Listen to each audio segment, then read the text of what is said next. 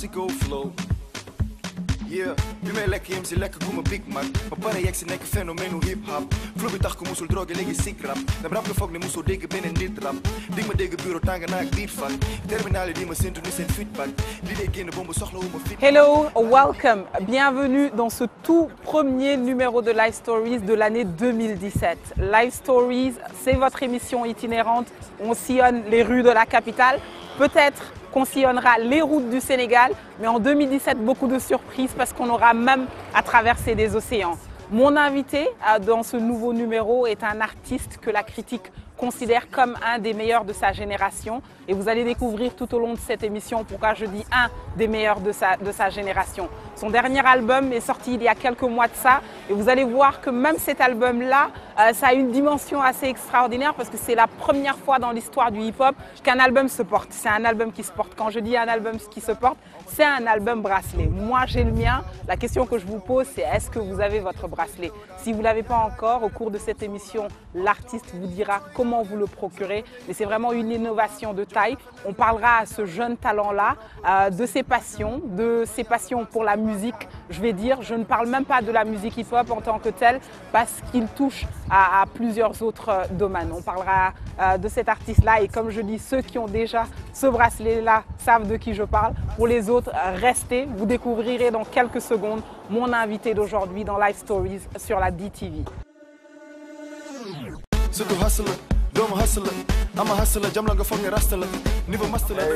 Hey, bonne année. Merci. Mes meilleurs vœux. Toi aussi. Beaucoup de belles choses pour 2017. Toi aussi. Je vous le disais tout à l'heure, mon invité du jour, son album, il ne s'attrape pas, il se porte. Yep. J'espère que vous avez votre bracelet parce que nous, on a les nôtres. Ah ouais. Elzo Jamdong, ça va? Ça va et toi? Tu vas bien? Nice. Le plateau. Ouais, le plateau. Tout a commencé ici à ce qu'il paraît. Il paraît qu'il y a eu les 500 coups. Non, c'est toi qui le dis ça. C'est ce qu'on m'a dit. Les gens qui étaient là au début m'ont dit. C'est même plus 400, c'est 500. Il en a fait Non. 500. Les gens s'arrêtent à 400, il en a fait 500. Non, ils ont dû exagérer. Tu as voulu qu'on démarre par le plateau, pourquoi? Parce que c'est là où tout a... déjà, bonne année à tout le monde, meilleurs vœux. C'est là où tout a commencé. C'est la base de la base. Oui, la base de la base, la capitale de la capitale. La capitale de la capitale. Il s'est passé beaucoup de choses ici pour toi, des bonnes, des mauvaises, comme dans une vie, et c'est tout à fait normal. Donc on va carrément aux racines. Les racines viennent de la ville. On va retourner sur les lieux où tout a démarré, où les gens ont mangé du lard il y a quelques années de ça. Et on va où exactement? Je vais t'amener dans un endroit qu'on appelle, nous, les gens de plateau, qu'on appelle Square. Le Square et les gens qui vont avant vous, la Miguel, connaissent très bien, voilà. Exactement. Et ouais, c'est là où tout a commencé. Je suis né à l'immobilière de Lille. On va y aller, comme ça je te exactement. Elzo Jamdong, mon invité dans Life Stories aujourd'hui sur la DTV.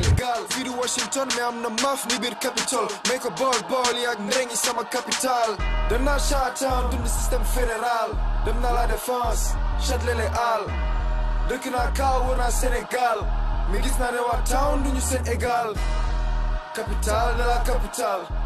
Alors tout a commencé ici et c'est là qu'on appelle Square parce que moi je me souviens, j'ai un cousin qui était à Lamine Gueye et de temps en temps je passais le voir et c'est là qu'il venait pendant la récréation et il y avait un baby-foot qui était là. Voilà, il était juste là. Toi tu connais. C'est là. Il y avait un petit cerceau de basket. De basket. C'est là qu'on joue au basket, au foot. Ceux qui prenaient leur récréation et ceux qui faisaient l'école buissonnière aussi. Et c'était drôle parce que je disais mais vous faites l'école buissonnière alors que vous êtes à 2 pas de votre école. Si vos profs viennent, vous faites comment? Alors c'est là que tout a démarré pour toi. Tout a démarré pour toi ici il y a à peu près une trentaine d'années. Ouais, il y a 29 ans. Ouais, exactement. Tu es né ici. Ouais, je suis né ici. Tu es ce qu'on appelle un boy town. Je vais te montrer l'appartement dans lequel je suis né, là au 3e étage. Et j'ai même fait un clip ici avec Omzo Dollar. Avec Omzo, ouais. Omzo, nigga, ñu ngi nii, nigga, MC, doxal, acca, jóge fi.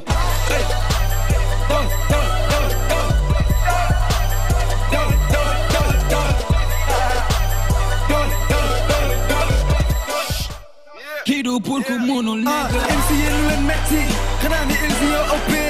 Ñun la gaay gën a jëppi, noonu la ñu seen système yi soppee. xamoon naa bi may egsi bu ci xeeb yi nga ma doon xoolee pour prouver naa ku koy weddi déggal flow bi nu mu toogee. Tu as vécu combien d'années ici?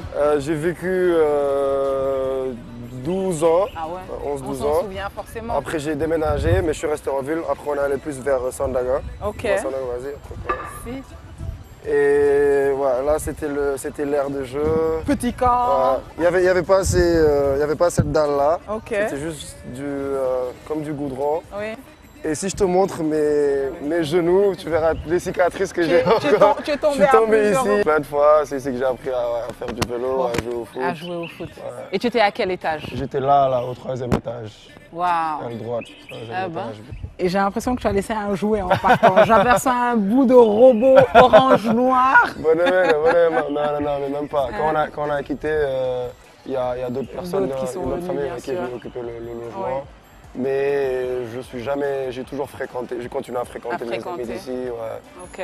L'immeuble n'est plus habité aujourd'hui. malheureusement. Ouais. Mais ça t'inspire quoi quand tu reviens sur les lieux? D'ailleurs, je pense que tu as un clip qui a été tourné Ouais, j'ai ici. fait un clip avec Omzo ici, je compte en refaire, Oui. plein d'autres. Oui. Et aujourd'hui, j'ai tenu à tourner ici. De beaux Et souvenirs. Ça, ouais, de très beaux souvenirs.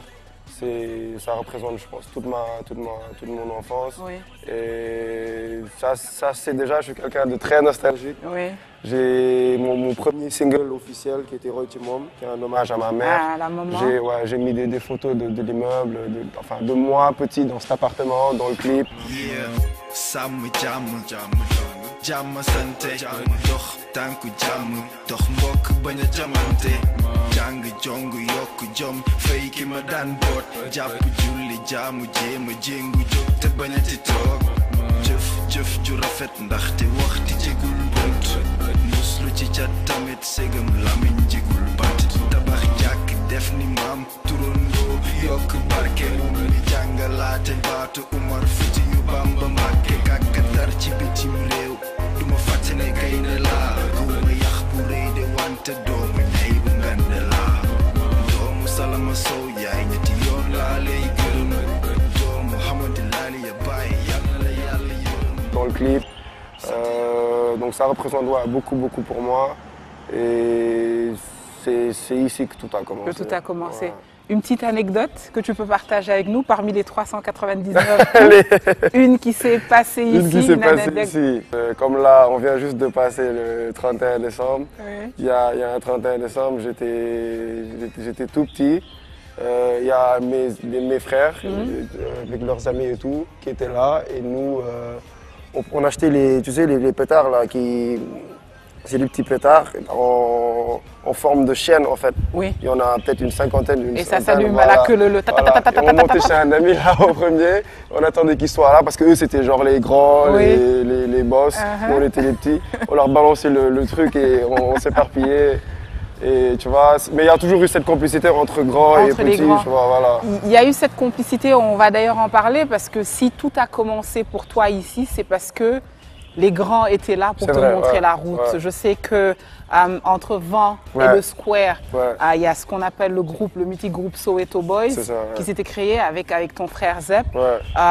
Je veux dire, toi, tu étais là, tu baignais dans cet C'est ça, univers-là. Ton exactement. père qui écoutait de la musique cubaine, à ce Ouais, qui paraît, on va en beaucoup. parler tout à l'heure, paix à son âme. Mais je veux dire, c'est parce que c'était des grands aussi qui te disaient pas forcément recule, va-t'en, Ouais. mais ils étaient là aussi Exactement. pour te montrer la vie, pour t'apprendre cette école de la vie là. Voilà, bah, c'est ça. Parce que en fait, déjà, le fait que Zep il était membre du groupe et tout le monde traînait chez moi en fait. Ouais. Non, là, c'était un centre de quelque part où beaucoup de gens se réunissaient. Ouais. Mais particulièrement chez moi, j'avais des gens, toujours des gens avec qui je mangeais, que je connaissais pas, que je venais de rencontrer le jour même, on partageait le même bol. Et ouais, et c'est ce qui a fait que j'ai toujours eu ce côté. J'aime bien être entouré, j'aime bien être avec des gens. Je supporte pas la solitude. Ouais. Et je trouve que c'est une grande chance, en tout cas culturellement. Ça veut dire que donc, quand j'avais 7 ans, 6 ans, 7 ans, je savais quelle musique les adolescents de l'époque, les jeunes adultes de l'époque écoutaient. Donc j'ai eu cette chance-là. parce qu'il y a un grand décalage entre mes frères et mes sœurs et moi. Oui. La plus petite, la dernière, avant que j'arrive, elle a 10 ans de plus que moi. Tu Wow. vois. Donc les autres, Donc, voilà, les 15, autres, 20, 30 ans, c'est pour voilà, certains. les autres, c'est- Mais c'est bizarre parce que à cet âge-là, à 7 ans, je veux dire, même quand on baigne dans un univers musical, on a tendance à se dire, ah tiens, oh mon grand frère et ses amis, ils Ouais. font trop de bruit, Ouais. je vais jouer au foot avec mes potes. Mais toi, qu'est-ce qui a été le déclic? Qu'est-ce Bah.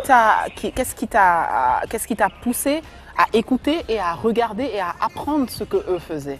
Ouais, parce que bah, j'étais là, j'étais présent. Et comme tu l'as dit tout à l'heure, il me repoussait pas forcément. J'étais dans ça. Et c'est chez moi qu'ils répétaient, qu'ils se réunissaient tous. Ma mère, c'était un peu la mère du quartier. Ouais. Et, mais par contre, eux, ils étaient plus reggae. Moi, c'est ça qui fait plaisir parce que ça m'a pas empêché d'avoir mon truc à moi. Exactement. Et c'est le rap qui est devenu mon truc à moi. Oui. Il y a dans le son Top là où je dis Yegnabi Topak Dide, 96. En 96, j'avais 8 ans, Ouais. 8-9 ans. Le jour où on a appris le décès de Topak, moi j'étais au courant. Donc Ouais. je le connaissais Topak, même si j'avais 7-8 ans et Ouais. tout. Et genre son décès, ça m'a marqué parce que c'était. Parce que ça Tupac, avait marqué tout le monde et voilà, c'était légendaire. Tupac. Et je sais que les autres enfants de mon âge, de l'époque, ils étaient peut-être forcément pas au courant ou c'était un truc. Et donc moi, eux, vu que c'était le reggae, moi le rap c'est devenu de plus en plus mon truc à moi. Et je me suis identifié plus à cette culture hip-hop, malgré toutes les similitudes entre le reggae, et le rap. Et c'est vrai que la base c'était le reggae. Eux, mes grands frères et tout, ils étaient à fond dans le reggae. Je pense que il y en a qui disent que c'est le premier groupe de reggae de Dakar ou du Sénégal, je sais pas. Ouais. Et moi, après le rap, c'est devenu mon truc à moi, quoi. Ouais. Wow. Donc beaucoup de belles choses se Ouais. sont passées ici, on en reparlera tout à l'heure. Et c'est là où les grands se mettaient. Ouais, c'est la C'est place là des que grands. ceux qui faisaient l'école buissonnière, ils se cachaient là à l'époque ça. pour venir manger du pinton. Ouais. Regarde, ce qui est marrant, c'est qu'il y a toujours les mêmes marches. Oui. Les carreaux, ils ont Dilian. pas changé. Ouais. Ça va, voilà, Bonjour, comment tu vas? Voilà. Ça marche? bon. C'est ça qui gagne. On dàqale pinton ci Sénégal. Ci Sénégal. C'est normal. Tey- Parce que ñoo doon fondoo di lekk ay pinton. Nous, on a fait que hériter, hein. C'était notre grand frère avant. Exactement. Jimmy. Donc, Djibi, ouais, il y avait aussi son grand frère Zep. Zep, Moi, ouais. Lui, en fait, Exactement. on passait tout le temps à jouer au football Tout ensemble. à Il fait. était à la cathédrale, j'étais à l'école Clébert. Ouais. Donc, Machallah. il y a beaucoup de choses. Ouais. C'est le fameux pinton. Mais c'est quoi? Qu'est-ce qu'il y a de si spécial dans ce pinton-là? Parce que moi, ce pinton-là, je l'ai mangé Ouais, il y a ouais, ouais. au moins 30 ans de ça. Man mën naa la ko wax. Voilà. C'est le En fait, fameux pinton yi, Ah. gars yi d'habitude C'est ils quoi? font des mélanges ay diwlin defe C'est vrai, naa. ils mettent de l'huile en Poivre, général, ils voilà, mettent kii plein de tout. trucs et tout ça. C'est bon, mais moom day jël thon bi. Bu ma juumee wax ma ah def ci moutarde dafa benn moutarde spécial. Une moutarde benn spéciale. genre am na nag benn assaisonnement secret quoi xam naa du ko waxee. Moo tax gars yi di jógee fu ne ci temps bi ñëw fii di lekk Ils ci viennent pinton. manger le fameux pinton. Ak pinton beurre. Ouais, c'est le fameux pinton beurre. Exactement. Les autorités qui sont là, il y a beaucoup d'artistes aussi qui viennent, Effectivement. qui viennent tout le temps ici pour faire cette belle pèlerinage. Effectivement, manger le fameux. Ben, nous, on est venus en pèlerinage aujourd'hui. Ouais, Ah, jam ñu yàq ñu. voilà, c'est le fameux pinton qu'on va faire ici. On va faire deux petits morceaux de pain. L'immeuble est plus occupé. Les gens continuent, oui, l'école, je veux dire, la buvette marche parce que effectivement le voisinage est là. L'école Lamine Gueye est toujours fonctionnelle. C'est un patrimoine culturel. Exactement. Donc C'est devenu nous on un- est tout le temps là Ouais. à faire du pinton à tour de rôle. Donc en fait c'est juste une famille qui est toujours présente. Oui. Mais non seulement il y a son frère qui aime les pintons, mais lui il aimait le fameux pinton.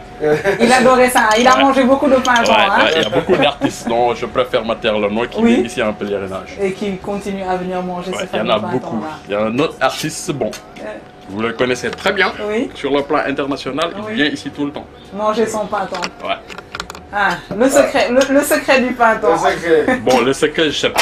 Parce que j'étais pas né. À l'époque, je suis né, j'ai trouvé. Oui, mais je suis sûre que maintenant tu le sais parce que maintenant c'est toi qui assures la relève. Donc tu sais forcément ce que Je suis sur la relève, mais je suis en fin de contrat. Donc il y aura quelqu'un d'autre qui va Moi, venir, j'ai terminé. qui J'ai va fait ce que assurer. j'avais à faire. Donc, Waouh, j'ai terminé ma relève. Il y en a d'autres personnes qui vont venir. Toujours dans la même famille. Bravo. Allez, Merci. voilà. Vous allez éviter le fameux Merci. Le fameux pinton. pinton. Il y a une boisson gazeuse citron qui va avec. Ah, qui va avec. Formule spéciale. Yow Sanya.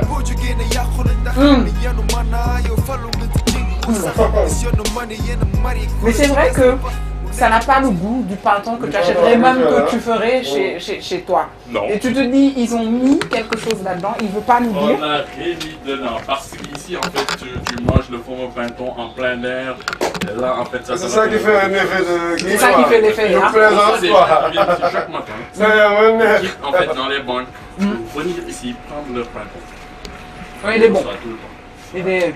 Ce qui m'a fait venir à cette heure-ci même, c'est les gens qui m'ont appelé. Waouh, Ils vont passer vers 18h. manger le printemps. Ouais, deux autres ils ont quitté l'Angleterre, d'autres sont Waouh. les États-Unis, donc ils sont là en vacances, donc ils veulent venir prendre un temps avec des baguettes. C'est le fameux printemps. Tu as mangé, c'est-à-dire que si on retourne en arrière, tu as mangé au moins combien de kilos de pain et combien de kilos de thon? Je ne saurais pas dire. Hein, je crois. Beaucoup, hein. À l'époque, nous on faisait 3000 baguettes. Waouh, Ouais, c'était Par l'an, le par soir, l'an. par jour. 3000 baguettes Non, par alors, jour. C'était du temps de lycée les miniers. Oui, c'est vrai que ça s'arrêtait pas, c'était à longueur de journée. C'était à longueur de journée. Hein. C'est vrai que c'était à longueur de journée. 1976, 1980. Waouh, c'est quand Dibi était là. C'est 5 ans d'Ibi était là, c'était la seule buvette qui était présente dans les cartes plateaux. C'est vrai. Et donc c'est un patrimoine culturel Ouais. avec le lycée Van Vollenhoven. Il n'y avait pas de kiosque à l'intérieur. Tout à fait. C'est pour cela qu'ils arrivaient à faire en fait 3000 baguettes par jour. C'est vrai que tous les étudiants devant vous de la Minguet Oui, venaient là. Et comme je disais, Ouais, ça, que ce soit à la récréation, que ce soit à la pause, descente, ouais. c'est-à-dire qu'à longueur de journée, c'était non-stop, effectivement. Ah, la 3000 Minguet, il y a baguettes d'autres jour. écoles aussi. Il y avait Kléber, il y a Jeanne d'Arc, Cathédrale, effectivement. Immaculée, il y avait d'autres élèves qui quittaient de la fosse, d'autres élèves, des étudiants aussi qui quittaient l'université. En fait, c'était pas tant le. C'était plus le lieu de rencontre, De rencontre. En fait, de tous les jeunes, quoi. Je pense que c'est pour ça que. Donc, du coup, ouais, ça se tient parce Ouais. que rien que 20, comme on a au moins 4000 élèves. Ouais. tu vois, Plus que ça. Ouais. Même plus, ouais. Waouh. Merci beaucoup en tout cas pour le printemps, merci beaucoup. Merci. Alors qui parle du plateau, parle aussi, en tout cas les habitants du plateau, dès qu'on dit plateau, on pense tout de suite aussi à plage. Ouais, Il y a des plages assez mythiques que tout le Sénégal ne connaît pas forcément, ouais. mais que les habitants du plateau connaissent très très très bien parce que pendant les vacances, c'est là-bas qu'on allait manger du poisson, Ouais, c'est là-bas qu'on allait faire les 400 coups. ouais. Les premières dragues, même, il paraît que c'est là-bas qu'on donnait rendez-vous aux filles. Donc on va y aller, tu vas nous parler, toi, des 399 coups que tu as eu à faire là-bas. Ouais, on y va. Voilà. Je vais te montrer mon côté de l'ébou. Paul Lebo. Peu de l'ébou. man kenn duma deal crack ndax maa fi dàq deal aar ñëpp nee nañ soow els ak diis kaat man duma candu bu dee baax na dama koy biis faal yeah flow bi neex na comme Kali dóob bi pap na comme Mali si goon nga ñam ci ba saalit yeah mani dóori dal na comme Ali maa ngi rab di denc booy baali. C'est les gens du plateau qui ne peuvent que connaître cet endroit-là parce que c'est tellement enclavé que tout le monde ne connaît pas forcément. Ouais. Et pourquoi on l'appelle la plage du Ponton? Bah, je sais pas, c'est un ponton parce que c'est entre deux grosses plages, entre Anse-Bernard Anse-Bernard, ouais. et la plage du Canary, qu'on appelle maintenant la plage des enfants. Ouais. Et je pense que les gens originaires d'ici ont gardé le nom, qui est un nom donné par les colons sûrement. Hein. Ouais. Mais il y a aussi un autre nom, les bouches, je crois, on appelle cette plage aussi Kotou. Après, je sais pas d'où ça vient. Ouais. Ok. Parce que tu as Ponton et tu as Teroubaï Sogé. Et les deux sont collés. Ok. Teroubaï Sogé, c'est encore plus compliqué. J'allais fatiguer tes caméramans, ils allaient m'en vouloir, donc je t'ai ramené ici, c'est plus simple.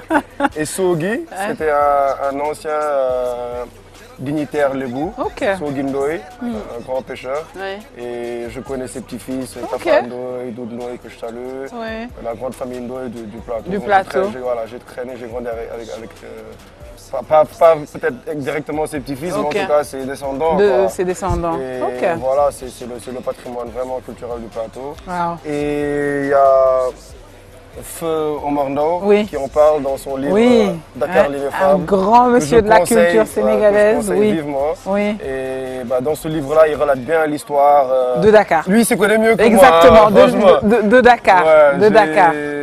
J'ai beaucoup aimé ce livre-là. Ouais. Il a bien retracé toute l'histoire avec les plages. Ouais. Parce qu'il paraît qu'il y en a 12 Ouais. plages sacrées. Ouais. Médina, Plateau et 12 pench Ouais, dont les j'ai 12 parlé. pench, Voilà. tout à fait. Bok Diouf, Yak Diouf, Guy Salane, etc. Et ouais, ouais, c'est enregistré. Tu es Peul ou tu es Lébou? Je suis Peul Lébou, un métis, hein. Tu sais que moi j'adore les plages et je connaissais pas la plage du Ponton. Je connais Anse Bernard, mais je connaissais pas la plage du Ponton. C'est vraiment la première fois que je descends et que j'arrive là. Ouais, c'est la petite sœur de la plage de Anse Bernard. De Anse Bernard. Et l'eau est belle en plus. Ouais, l'eau est belle, il n'y a pas de vagues. Wow. Il y a encore les familles. Les familles Lébou, les vieilles familles qui vivent encore ici. Ah, ouais. Et qui vivent apparemment essentiellement de pêche. Quand on voit ça, c'est des pêcheurs. Ouais. Et très fidèles aux origines, très conservateurs. Oui. C'est toujours des pêcheurs et ça se transmet de génération en génération. En génération. Et ouais, c'est là qu'on venait, quand on a tous appris à nager ici. Oui. Tu as ce qu'on appelle le premier khair. C'est ce rocher-là. Voilà, le premier défi quand... On te dit il faut arriver au premier khair, c'était ça. Mais c'est de la triche, hein, parce que le premier khair, normalement, c'est ça. Normalement, c'est ça. Mais nous, c'est une autre qu'on appelle le premier. Et après, on te dit deuxième khair. Et troisième khair. Waouh, waouh. Et la plage est belle, elle est magnifique, il n'y a pas de vagues. Il n'y a pas de vagues. Wow. Et elle a toujours été comme ça? Elle a toujours été comme ça. Elle a toujours été comme ça. Ah, c'est une belle plage. Ouais, c'est une très belle plage. C'est une belle plage. Tu as une belle vue. Alors, qu'est-ce que tu peux nous raconter comme anecdote? Qu'est-ce que, à part le premier khair, le deuxième et le troisième khair, qu'est-ce qu'elles ont fait comme bêtises sur ces rochers-là? Il y a beaucoup de potes qui ont failli se noyer. Oui, bon, j'imagine. Alhamdoulilah. Alhamdoulilah. Oui. Sinon, on s'asseyait aussi sur les rochers, à freestyler. Et moi, personnellement, quand j'ai commencé à écrire mes premiers textes, même si j'ai commencé à écrire en classe, quand j'étais peut-être en 4e, 3e, quand j'étais au collège de la cathédrale, des fois, mon kiff à moi seul, même si tout à l'heure je te disais que je ne supporte pas d'être seul, mais quand j'ai commencé à écrire, paradoxalement, c'était un peu un petit refuge. J'aimais bien venir faire le poète en fait, on se moquait de moi, je disais, tu fais le poète et tout, venir à côté en face de la mer pour écrire, pour prendre de l'inspiration. Et plus tard, quand je suis allé en seconde première, quand j'ai commencé à découvrir ce qu'est le romantisme et tout ça, Victor Hugo, quand j'ai vu que Hugo aussi disait que la mer c'était l'une de ses sources d'inspiration. J'ai dit voilà, j'avais raison de venir m'asseoir sur les rochers. En tout cas, elle est magnifique. Merci pour cette belle découverte parce que comme je dis, je connaissais la plage Anse Bernard, mais là je suis jamais venue ici. Belle découverte. Merci beaucoup. Je t'en prie. Merci beaucoup. Wow. Je suis content de te faire découvrir. Wow. La suite de l'aventure, tu nous amènes où? Alors la suite, on va aller là. Dans Plateau, il y a tellement de choses à voir. Exactement. On pourrait y passer la journée ou même deux. Mais on va quand même sortir de Dakar Plateau parce que j'en parle beaucoup, c'est ma base, c'est ce qui m'a façonné. Mais quand je te disais tout à l'heure que chez moi, à Brière, à Square, c'était la maison de tout le monde. Exactement. C'était le lieu de rencontre. Voilà. Moi déjà, on est une famille entre guillemets nombreuse, on est 6. Et tous mes frères et sœurs, il y avait tous leurs amis qui venaient là-bas. Donc la maison était tout le temps blindée de monde. Et c'est toute chose à Logis Et en fait, c'est parce que mon père aussi il vient d'une grande famille à Pékin. Parce que mon grand-père c'était un grand imam, qui s'appelle Diallo Maasena. Et d'ailleurs la maison s'appelle Kurgumak. Voilà, c'est la première mosquée qui a été construite à Pékin Talibou-Bès. C'est lui qui l'a construite. Et c'était une maison familiale. Où les gens venaient aussi se ressourcer. Manger, dormir. Et je pense que c'est ça qui a fait que mon père a gardé cette philosophie-là et a toujours gardé les portes de sa maison ouvertes. Donc je tiens à ce qu'on aille à Pékin. À Kurgumak.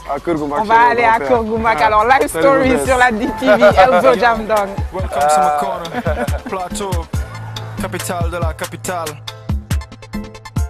Boulangerie Sandaga, Bantia. Yo, boutique H24, ñoo ko njëkk a am, man. Balaa ay Nando's ak Gëdër Price yam. Cinema Plaza, Paris. Sandwich Sara. Bokk jëf, yàq jëf, Guy Salaan, Mbot, Zëngal, FF Baye, Grand Cour, Rue Carnot, yeah. Yo, fii laa jàngee gëm sama bopp. Yeah, Topla la judo, Topla la yero, Alors là, comme tu disais, C'est la The maison familiale. ça veut dire quoi l'IMSA? Ben, Limsa, en fait, c'est Salim, en fait. C'est lui, il joue au foot, un footballeur du quartier. C'est un ami à moi, on a grandi ensemble. Et c'est lui qui écrit son nom partout, là, je crois. C'est la star, quoi, C'est la du star quartier. du Ouais. quartier. Là, on est chez Limsa. C'est plus Dum Dog, c'est chez Salim. Alright. Ben, bienvenue. C'est la seule grande sœur que mon père a eue. Ben, en fait, tous les autres, ils sont nés ici, en fait. Il y a Les pas qui aînés. suit, les Donc, aînés. yow rek yaay Boy Town. Ah, moi, je vais Eux, ils sont quoi. Boy Pikine et Voilà, Boy Town. et Boy Town, voilà. Ok. Et donc, Wow. c'est ici que je venais pendant les fêtes, quand C'est on la était. maison C'est la maison familiale. familiale, voilà. De mon père. Bah, je suis l'homonyme de mon grand-père, de mon grand-père paternel. C'est lui l'imam Diallo Massina, la mosquée qu'on a vue tout à l'heure avant de venir.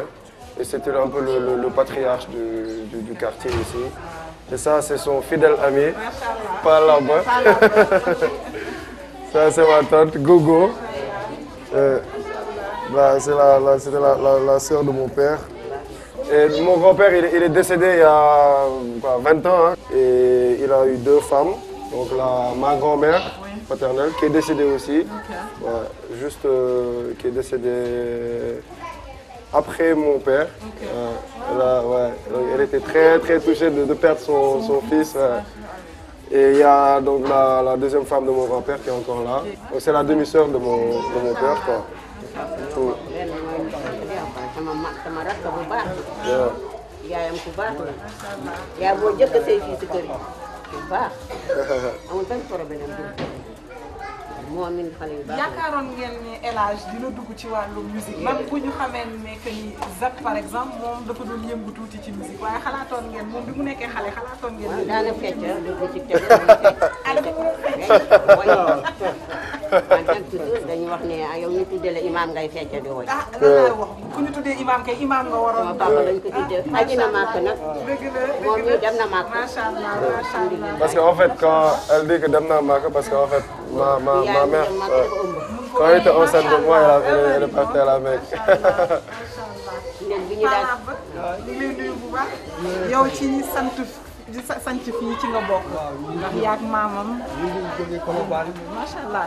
56 macha allah. ñëw fii sant ko góor gi moo papa kii waaw moo doon chef de quartier bi di imam bi macha allah ñoo ko sant macha allah. waaw jël ko rek def ko jàpp def ko ci këram Colobane def ko jàkk ji mooy jàkk ji kay man mii maa ko liggéey tam macha allah waaw macha allah macha allah. Tu as des souvenirs de ton grand-père? Oui, ouais, bah ouais, j'avais 10 ans et bah, il était là, je me souviens, là, juste à l'entrée. Et il aimait beaucoup que je lui masse la tête, ça je me souviens, même si j'étais tout petit. Et c'était un grand ami de Céline Abdelaziz Sy Dabakh, Imam Dabakh. Et ils sont décédés à quelques jours d'intervalle. Je tenais à ce qu'on revienne ici. Ouais, je tenais parce que c'est voilà. aussi une partie des racines. Ouais, c'est vrai que tu es né en ville, Ouais. mais là, c'est vraiment chez le pater. Voilà. C'est la maison familiale. Ouais. Et c'est ça qui est important, quoi. C'est 2 univers qui sont complètement différents. Et les gens ne savent pas forcément qu'on est tous sénégalais. Ils voient un jeune rappeur qui est parti étudier en France, etc. Alors que j'ai des bases, des racines très profondes, tu vois. Et j'y tiens. Et c'est ce qui a fait de moi ce que je suis aujourd'hui. Des fois, les gens sont étonnés de me voir parler, je sais pas moi, aussi bien français que wolof. Et je veux dire ça explique tout, tu vois. On n'oublie pas les racines. Si ton grand-père était encore en vie, tu penses qu'il aurait accepté de te laisser faire la musique? C'est compliqué, je sais pas. Mais je pense que oui, hein, parce qu'au final, s'il voit que je le fais et que les messages sont positifs et que je fais ce que j'aime sans violence, sans inciter à la haine, sans négativité, ouais, je pense que oui, hein, parce qu'au final, c'est un message de paix, d'amour, voilà, qu'on essaie de transmettre. Et ma mère, je crois. Il y a 5 ans, 10 ans, peut-être que je me disais que jamais ils allaient accepter que je fasse de la musique et tout. Alors que maintenant, elle est au premier rang, à Sorano, à chaque concert. Donc ouais, je pense que ça se fait tout seul, quoi. On a quitté la ville, on est venu à Pékin, on va retourner en ville. C'est un coin, je passe souvent devant, mais je ne suis jamais rentrée à l'intérieur, tu vas bien. Déjà, tu me fais découvrir la plage du Ponton, tu me fais découvrir un autre lieu, c'est un live story vraiment exceptionnel. yow kaa ñu job ndax mu taane bro ndax mu taane amul xof taluñ saale soof waruñ plané kaa ñu job ndax mu taane bro ndax mu taane amul xof taluñ saale soof xam naa li ma bëgg maa ngi koy dund dëgg amul loo may jàngal bi ma yegg si seen naa la ngay ñàngal yaa fi ñaaw falaaw falaaw falaaw falaaw falaaw falaaw falaaw falaaw falaaw falaaw falaaw yow kaa ñu job waruñ plané bro waruñ plané ak liñ dox war nañ gaare trop tabax gaale am na woote amatul xaare bro amul xaare amul xof taluñ saale soof. Life Stories aujourd'hui, un Life Stories assez spécial parce que qu'on soit né à Dakar Plateau même ou pas, je pense que chacun a un attachement particulier à la capitale de la capitale. Et aujourd'hui, comme je dis, moi j'ai découvert un endroit que je ne connaissais pas, la plage du Ponton. Tu m'amènes à la Villa Racine, je passe tout le temps devant. Ouais. C'est la première fois que je rentre, donc 2 belles découvertes aujourd'hui. Je suis heureuse. Je démarre bien mon année 2017, Elzo. Ah, je suis content que ça te plaise. Alors l'aventure démarre à la maison. On en a parlé tout à l'heure quand on était à l'immeuble Brière. Un père amateur de musique cubaine, il paraît de world music, un peu de Phil Collins, de Jimmy Clegg, des Beatles. Un frère, membre fondateur du groupe Soweto Boys, qui était un groupe de reggae. Et d'ailleurs, après, à la dissolution de ce groupe-là, d'autres sont allés créer le mythique groupe Ara. Alors, tu as vraiment baigné dans cet univers musical-là. Mais est-ce qu'à ce moment donné-là, quand tu avais 7-8 ans, tu t'imaginais être sur les scènes aujourd'hui et être applaudi? Tu y pensais déjà? Non, j'y pensais pas, honnêtement. Quand j'ai commencé à devenir un drogué du hip-hop, j'étais déjà un adolescent, mais j'étais juste un amoureux de la culture. J'aimais le rap, la musique. Ensuite, j'ai eu des amis qui dansaient. Je me suis mis à la danse, mais très rapidement. J'ai aimé le DJing, donc j'ai découvert la culture et je suis tombé amoureux. Mais je ne me voyais pas être un acteur de ce mouvement jusqu'à, je sais pas, je pense que arrivé peut-être au bac où j'ai commencé à écrire, à plus aimer la poésie, où là j'avais envie de partager mes écrits, je dirais. Mais à l'époque, quand j'étais tout petit, non, je ne m'imaginais pas. Ton premier texte, il paraît que tu l'as écrit, tu étais en classe de 4e, je crois. Et même ça, tu t'amusais encore? Tu pensais vraiment pas que tu allais faire carrière? Je m'amusais encore. Je me souviens, c'était un texte en français qui voulait rien dire. Ton nom, Elzo Jamdong. Jamdong, la première fois que je l'ai entendu, ça a sonné japonais. Et tu sais, avec les yeux bridés de peur que tu as, j'ai dit, je comprends mieux, c'est parce que c'est un japonais, c'est un métis sénégalo-japonais. Et j'ai écouté de plus près et j'ai dit, tiens, Jamdong, en Wolof, la paix seulement. Et c'est un groupe en fait, parce que c'est avec d'autres amis que vous avez créé le groupe Jamdong. Comment a démarré l'aventure Jamdong et pourquoi Jamdong?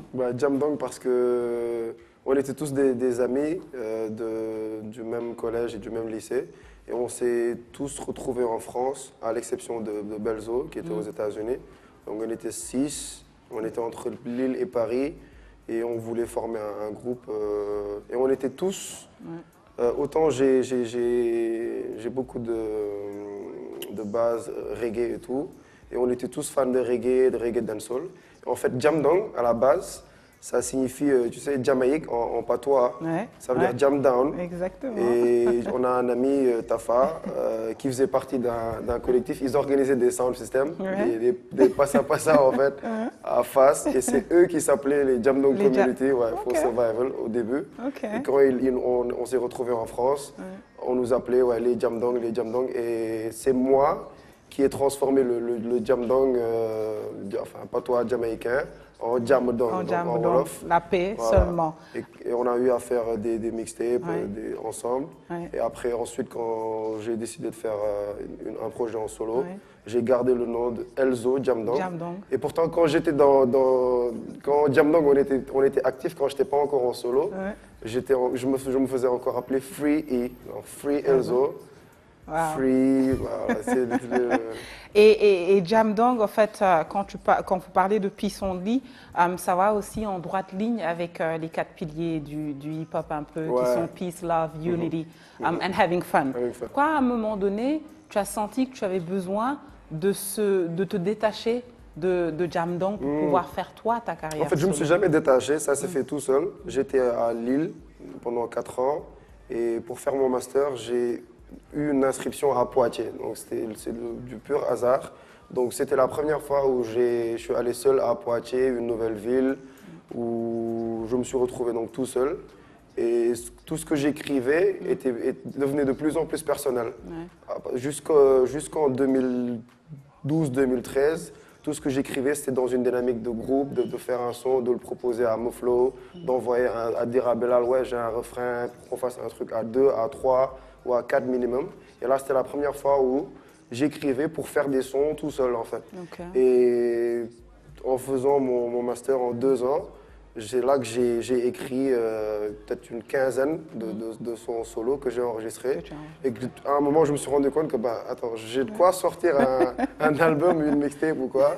Et c'est comme ça que j'ai sorti la mixtape, en fait. Ton nom change, de Free E, tu deviens Elzo. Jamdong. Mais je pense que le terme free est resté en Ouais. toi. Tu ne pouvais pas te ouais, je peux détacher pas, non. de cette liberté-là, Ouais. parce que la première mixtape, et je suis sûre qu'il y a eu de grands moments, parce que Ouais, c'était dans grave. une petite chambre Ouais, d'étudiants exactement. que la plupart des choses se sont faites. Ouais. Donc Toutes les Free, choses, c'est même et- pas la plupart, tout. tout s'est fait dans une petite chambre d'étudiants.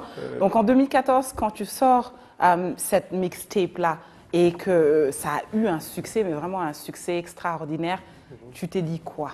Ça a été quoi ta première Je me impression? suis dit, wow, c'est possible en fait de toucher des gens qui sont de la même génération ou pas forcément, quoi, mais en tout cas des gens qui comprennent cette histoire que je raconte, ce que j'ai vécu et juste ce que je veux véhiculer, quoi. Parce que pour moi, le hip-hop est universel et on doit avoir notre hip-hop à nous, tu vois, même si ça vient des États-Unis, on ne va pas le nier.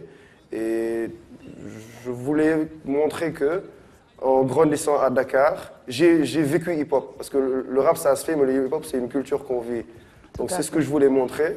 Et avant moi, il y avait malheureusement pas un autre qui est issu de Dakar Plateau, de tout ça, qui a assisté à tout ça, qui a témoigné de tout ça et qui pouvait le relater. Donc je voulais rendre hommage au Théâtre Sorano, à l'Institut français et tout, parce que c'est des endroits mythiques, symboliques, qui ont fait l'histoire urbaine de notre hip-hop. Et pourtant, je voyais personne en parler. Et quand j'ai vu beaucoup de gens s'y identifier, et surtout des gens beaucoup plus âgés que moi, qui étaient nostalgiques aussi, j'étais content de voir qu'il y avait des gens qui pouvaient se sentir concernés par moi, mon vécu, quoi. Oui.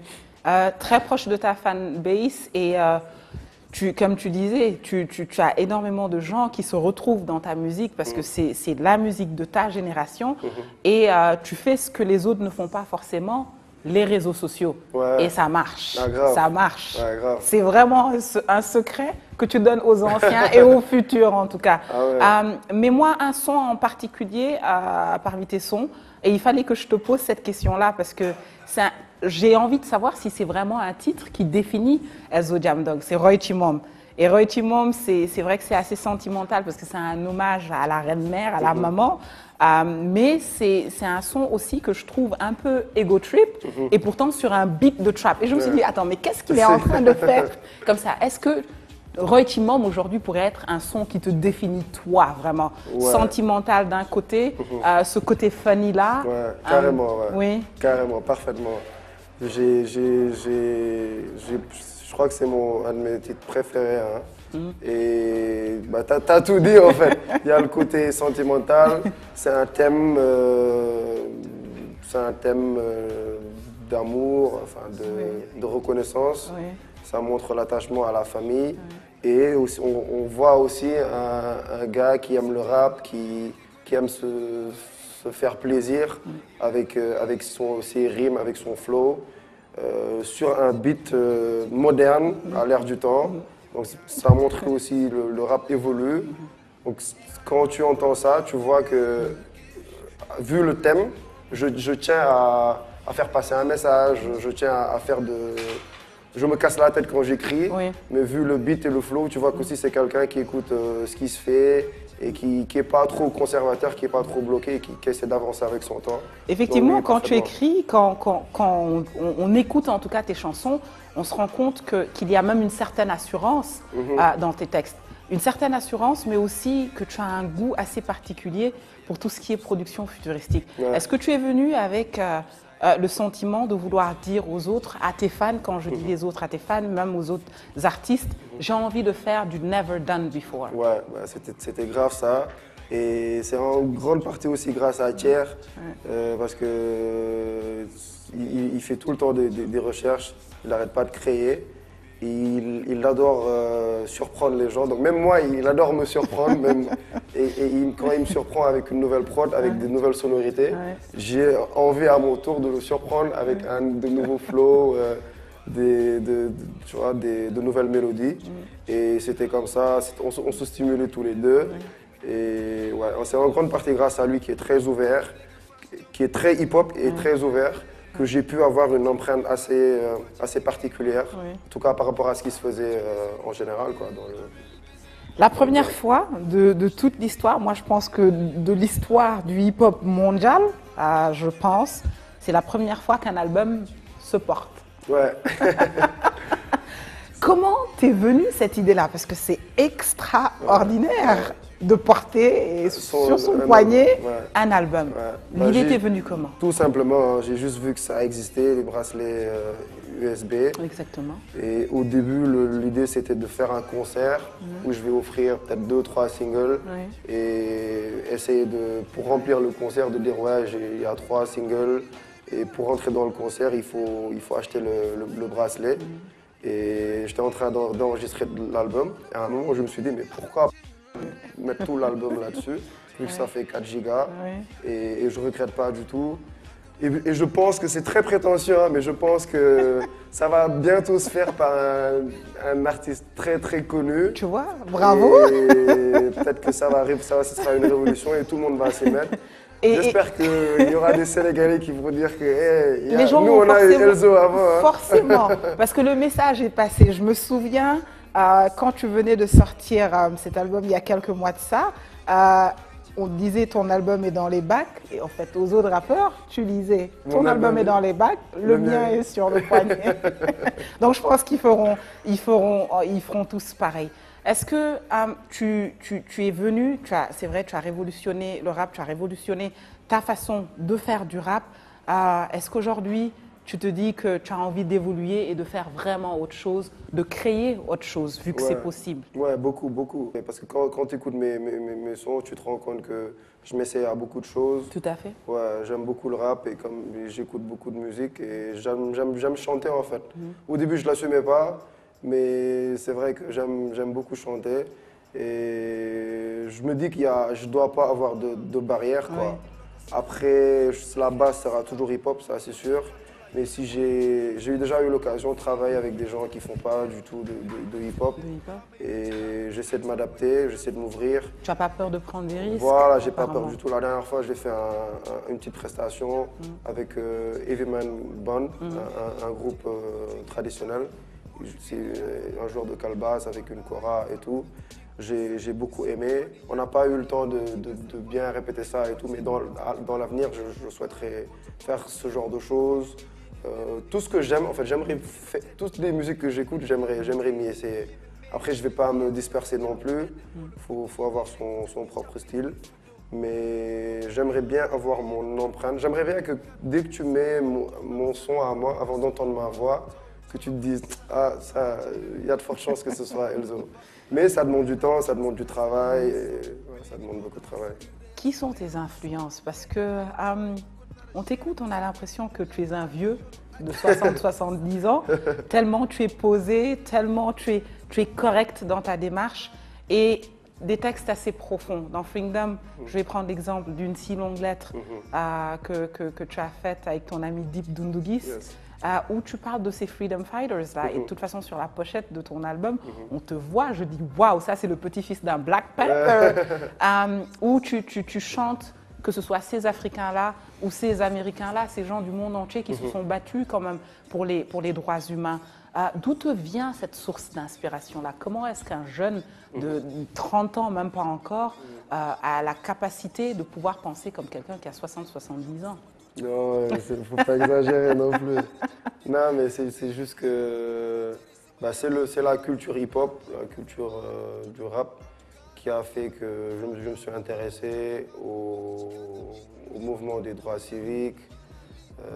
Moi, je trouve que c'est dommage qu'à l'école, on ne nous a pas assez parlé de Malcolm, Martin Luther King, Sankara, Lumumba. Et c'est à la fac, en rencontrant des étudiants burkinabés, des Guinéens, enfin d'autres étudiants africains et panafricains, que je me suis intéressé à ça, que j'ai fait des recherches, que j'ai découvert, que je crois comme tout le monde, comme les gens de ma génération. Et je voulais partager ça avec d'autres jeunes qui peut-être n'ont pas la chance d'être informés sur ce domaine. Et la seule manière de le faire, c'était à travers ma musique. Et pour revenir au concept de free, qui me tient à cœur, pour moi, c'est eux les freedom fighters. C'est tous des freedom fighters. Pour moi, un rappeur, c'est un freedom fighter aussi, parce que c'est l'expression de liberté d'expression avant tout. Et je pense qu'aujourd'hui, on ne peut pas faire ce qu'on fait sans cette base-là, parce que c'est hyper lié, quoi. Pour moi, nous, on est la continuité du combat de ces freedom fighters-là. Oui. Et c'est pour ça que dans une si longue lettre, je dis Malcolm, Martin, Huey. Je ne sais pas si tu as remarqué, mais je cite que leur prénom. Comme en fait. Si tu avais bu du thé avec eux. Exactement. Tu vois. Et j'aime beaucoup cette je ne savais pas que tu avais capté ce côté, cette proximité-là. Oui. Comme si c'est des amis en fait. Exactement. Parce qu'ils sont tous morts jeunes, si tu veux. Très jeunes. Relativement. Oui. Tupac, Sankara, peut-être Lumumba et Malcolm un peu plus vieux. Mais ils avaient l'esprit quand même jeune et révolutionnaire. Et d'habitude, comme on dit que les révolutions se font par les jeunes, pour moi, c'est comme si on est tous des frères de la même génération. Et Deep et moi, on continue le combat, quoi. On parle de Deep, rap business, c'est vraiment juste une petite parenthèse. Toi, il y a quelque temps de ça, tu disais que tu refusais de te faire médiatiser parce que tu avais clashé un tel ou un tel. Aujourd'hui, on voit ce clash-là, c'est vraiment le clash de la fin de l'année 2016, du début de l'année 2017, entre Omzo et Deep qui sont tous les deux tes amis. Toi, tu ne fais pas dans ça, mais est-ce que tu penses que cette façon de faire du rap business, c'est bien? Moi, en tout cas, en ce qui leur concerne, pour moi, c'est pas mal. Parce que si on en parle autant et que ça marche au final, c'est parce qu'ils sont bons. Omzo a fait un retour de malade, il a mis tout le monde d'accord. Deep a fait une mixtape, un album de malade, il a battu des records en termes de vente. Donc ce qui est juste dommage, c'est qu'on parle du clash et qu'on oublie leurs albums, leurs mixtapes, leur belle écriture, et qu'on croit qu'ils ne font que du clash pour faire du bruit, pour exister, tu vois. Donc ça, je trouve ça dommage, mais j'aimerais juste mettre l'accent sur le fait qu'on parle d'eux parce qu'ils sont bons, ils ont fait de la bonne musique avant le clash. Et que sans le clash, enfin sans cette bonne musique, le Clash n'aurait pas eu le buzz qu'il a eu. Et que j'ai confiance en eux, je sais que leur talent va leur permettre de passer au-dessus du Clash et de continuer de faire parler d'eux sans bruit, sans négativité. Je pense que c'est ça. Mais en général, si tu n'as pas de talent, peut-être tu peux essayer de créer du buzz, mais après ce sera juste à court terme. Hein. C'est pas ça qui fait une carrière du tout. Tout à fait. Ah, non. On continue à parler de rap business. Aujourd'hui, est-ce que se contenter de faire du rap, ce serait surfait? On ne peut pas se contenter que de faire du rap. On ne peut pas que vivre de son art. On s'en est rendu compte depuis une vingtaine d'années que le hip-hop existe, que tu es obligé d'avoir d'autres activités. Aujourd'hui, toi, tu as ton label, tu es dans les t-shirts, tu es dans le clothing line. Et ça, même les Américains l'ont compris, ils sont tous dans le business. Il n'y en a aucun qui se contente de faire de la musique. Est-ce que tu penses aussi qu'il est temps que tout le monde s'y mette? C'est-à-dire, est-ce que c'est un message aussi aux autres rappeurs en leur disant, écoutez, vous ne pouvez pas juste vous enfermer dans un studio, sortir des albums, ça ne nourrit malheureusement pas son homme. Il est temps de faire autre chose aussi. Ah ouais, il est temps de faire autre chose. Bah, déjà, le rap, c'est juste une culture, quoi. C'est une passion avant tout. Si tu arrives à en vivre, machallah. Mais j'ai un son où j'ai résumé mon avis là-dessus, hein, Chico, où je dis bu la mbedd bi naw sa waa gàlle mer la bu dee ci yow rap wétali chômage la weere nga. Donc si c'est juste tu fais du rap juste pour en faire et que tu n'arrives pas à en vivre, arrête, parce que si tu veux le respect de la rue, je dis MC buy toppatoo waa gàllem sax mbedd bi respecté la. Parce qu'en fin de compte, c'est ça qui compte, quoi. C'est de prendre ses responsabilités d'homme, de citoyen avant d'être un artiste. Donc nous, on essaie de se débrouiller avec le merchandising, les produits alternatifs. Et les CD ne se vendent pas. Donc on essaie de faire le maximum de scènes, de vendre d'avoir des contrats d'image, parce que c'est ce qui peut marcher, quoi. Mais par contre, c'est possible, hein. On peut forcer les portes, moi je suis pour ça en tout cas. Je suis pour qu'on force les portes, qu'on prenne soin de notre image, qu'on arrive à la vendre aux entreprises de la place, aux grandes marques, à faire des échanges de bons procédés pour que chacun y trouve son compte. Pour moi, c'est pas impossible. Peut-être que tout le monde ne pourra pas y arriver, mais je suis content de voir, tu vois, des jeunes de ma génération qui ont compris ça et qui s'y mettent à fond. En tant qu'artiste, tu tiens à ta liberté. Quand je parle de liberté musicale, parce qu'aujourd'hui, on aurait tendance sur certains sons, on a l'impression que sur certains sons, par exemple, tu fais de la variété. Sur d'autres sons, on va dire, ah, il fait du reggae. Sur d'autres, on va dire, oh non, il fait de la soul. Sur d'autres, ah non, il fait du rap. Donc, tu t'enfermes pas dans un carcan. D'ailleurs, Asiko Flow, on a tous vu, on a tous chanté et dansé sur du Asiko Flow.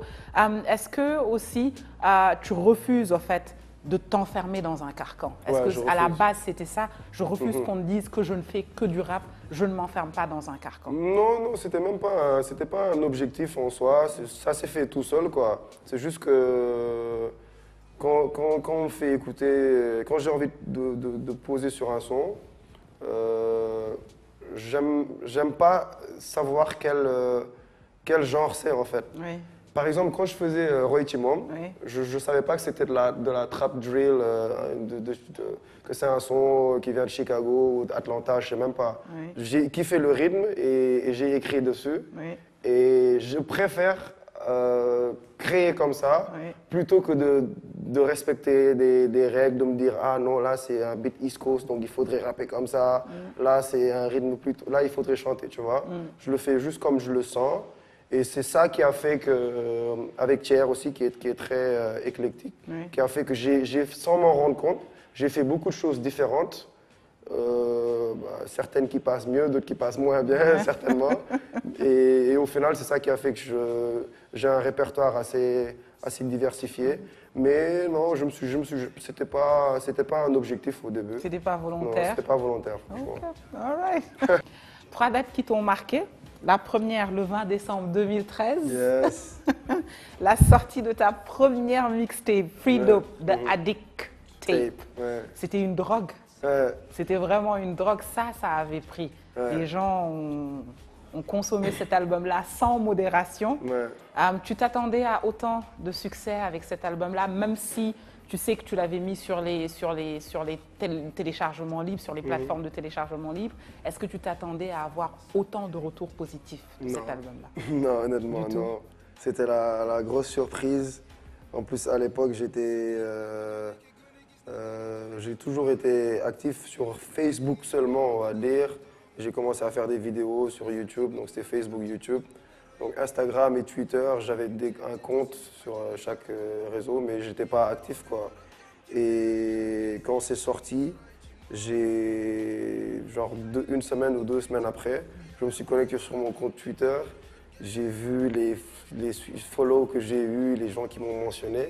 Je pensais qu'il y avait un bug pour moi. Wow. Ouais, je me disais que c'était pas possible, quoi. Wow. Et il y avait tout le monde qui disait ouais, mais t'étais où? Comment ça se fait? On n'a jamais entendu parler de toi et tu nous ramènes un truc 11 titres. C'est de la dope et tout. Donc ouais, honnêtement, je m'y attendais pas. C'est un projet qu'on a enregistré, comme tu disais tout à l'heure, dans une petite chambre d'étudiant. Qu'on a mis gratuitement en téléchargement. Ouais. Et j'étais encore en France. Et je vois que mes amis, ma famille m'appellent, qui me disent « Ouais, on a entendu les sons à la radio, il y a ton clip qui passe à la télé », alors que ça faisait… J'étais pas revenu depuis 2012, donc j'étais resté 1 an et demi, presque 2 ans. Et donc je m'y attendais pas du tout. Du tout. Une deuxième date, c'est le 13 juin 2015. C'est la première édition du Topla Show. Ouais, Une date qui t'a beaucoup marqué ouais, aussi. ça m'a beaucoup marqué. Et comme je disais tout à l'heure, moi, je tenais à faire ce concert à Sorano, Oui. qui était un grand défi. Tout le monde avait dit que j'étais fou, Oui. parce que je n'avais pas encore d'album, c'était juste une mixtape. Tu étais là, tu as Oui, vu oui. qu'il n'y avait personne d'autre qui, de ma génération, qui osait, je ne sais même pas si c'est le bon mot. C'était même pas une question d'oser ou pas, quoi, mais c'était même pas réaliste en Oui, fait, oui. de vouloir remplir une salle de 1200 personnes alors que tu n'as pas d'album, tu n'as pas de sponsor, tu n'as pas de parrain, rien du tout. Tu as juste une mixtape comme ça qui a marché, Oui. qui tourne sur les radios, sur les télés, tu te dis vas-y, Je remplis Sorano. Voilà. Et quand les rideaux se sont ouverts, que j'ai vu que la salle était vraiment remplie, sur la scène voilà, dans la salle où j'ai assisté à les concerts de hip-hop qui m'ont le plus marqué, les anniversaires de PBS, d'Argy, Passy, etc. Ça m'a fait quelque chose. Ouais. C'est une date qui m'a vraiment, vraiment marqué.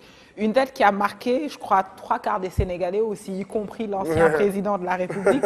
C'était le 31 mai 2002. Ouais. L'ouverture du match de la Coupe du Monde. Ouais. Les Lions contre les Bleus. Ouais, c'était un truc de fou. On a tous mangé du coq On a ce tous jour-là. mangé du coq. Une date qui t'a beaucoup marqué. Ouais, ça m'a beaucoup marqué. Et je tenais à le dire parce que avant la musique, ma vie, mais si je te dis que ma vie, c'est résumé au football. C'était le football. C'est-à-dire que moi, j'ai même des tics, tu sais. Quand je vois une porte comme ça, même une baie vitrée, dans ma tête, c'est des camps en fait. On peut taper dans voilà, un ballon. On peut taper, je calcule les angles et tout, comme si je dois tirer un penalty. Wow. Et je me souviens, j'avais pas dormi, on dormait pas la veille parce qu'avec le décalage horaire et tout. Quand il y a eu le but de Pape Bouba Diop, j'ai couru de chez moi jusqu'au palais. Wow. J'ai pas regardé le reste du match en fait. J'ai couru directement là-bas. Wow. Et j'attendais que les gens viennent. J'ai pas regardé le reste du match. Et quand j'ai vu les gens avec les drapeaux et tout, j'ai su qu'on a gagné. Et c'était la foule. Et je me souviens qu'il y avait des post-it sur les taxis où ils avaient marqué 31 mai, nous n'oublierons jamais.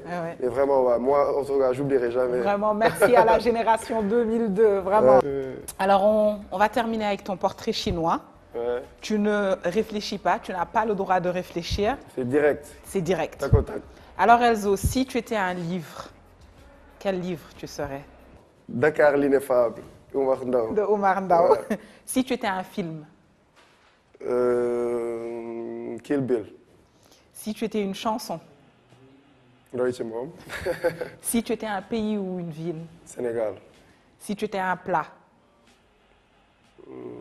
Ceebu Ginaar. Si tu étais un instrument de musique? Clavier. Si tu étais une langue? Anglais. Si tu étais un métier. Peintre. Si tu étais une couleur. Jaune. Si tu étais une citation.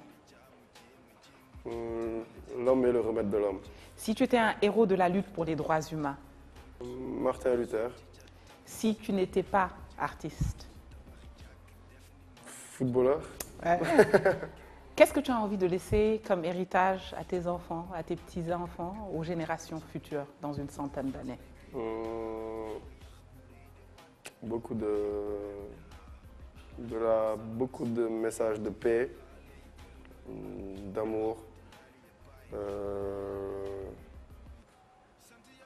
de foi et de la paix et de la foi. De la paix et de la foi. Ouais. Ben, on te souhaite de continuer à cultiver ce Jam Dong, Elzo. Merci Amen. beaucoup. C'est moi qui te remercie.